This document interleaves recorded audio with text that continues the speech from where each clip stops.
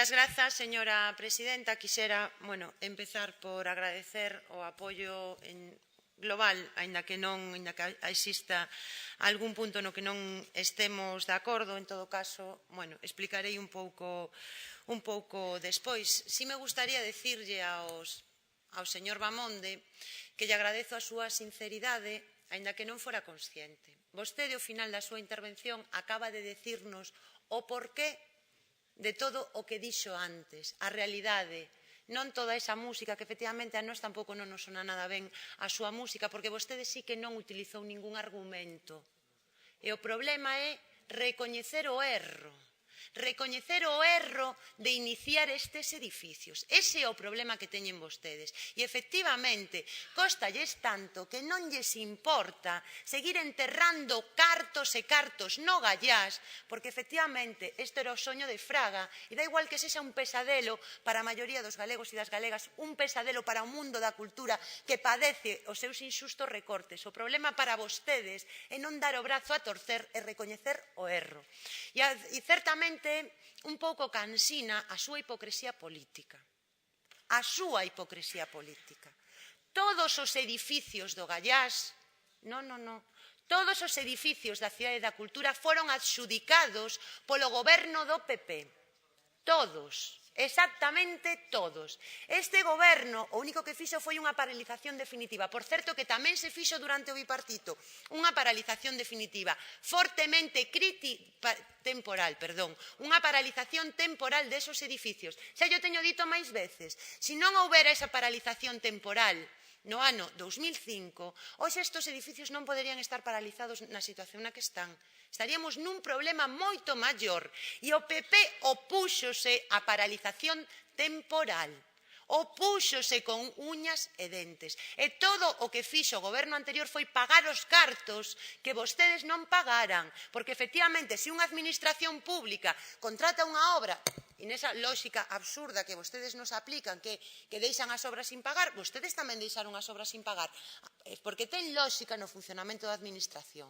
Entón, o problema de fondo que temos neste momento é no que vostedes non queren entrar e simplemente poñen o retrovisor e non queren entrar no problema de fondo é esos edificios vanse a construir sí ou non, porque é falso que haxa aforro, é máis costoso.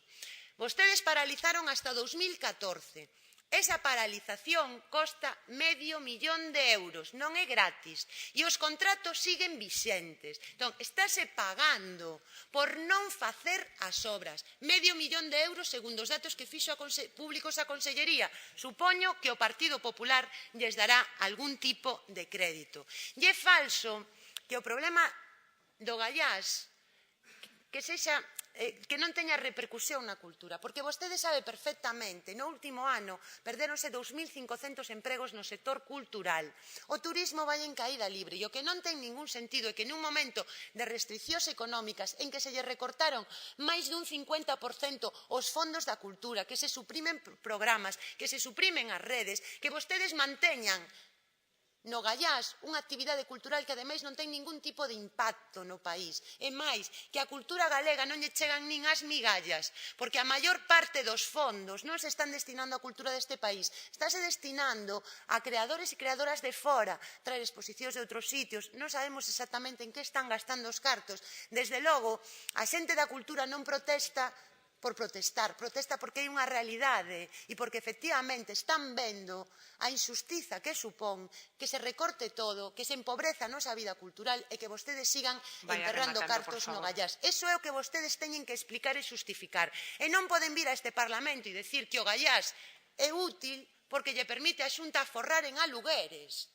E que non se dan conta de que esa é a constatación de que nin tan sequer vostedes son capaces de defender a utilidade desos edificios. Porque de toda a intervención do conselleiro, a única conclusión foi esa: o Gallás é útil porque a Xunta aforra en alugueres. Eso é unha tomadura de pelo para este país, é unha tomadura de pelo para este Parlamento. E lamento que tampouco vostedes queiran apoiar a transparencia, porque é falso que esos datos estén no Parlamento. Esos datos fóronsenos negados neste Parlamento. E podo facerlle a lista de solicitudes pola vía do artigo 9 que fixen na legislatura pasada e como esta información non foi trasladada a este grupo. Por lo tanto, nada de decir que hai aquí unha transparencia absoluta porque sabe vostede perfectamente que non é así. En todo caso, en relación coas enmendas, non aceptamos a enmenda presentada polo Grupo Socialista e incorporaríamos do Grupo Parlamentar da AGE o segundo punto da súa emenda, o primeiro non. Moitas grazas.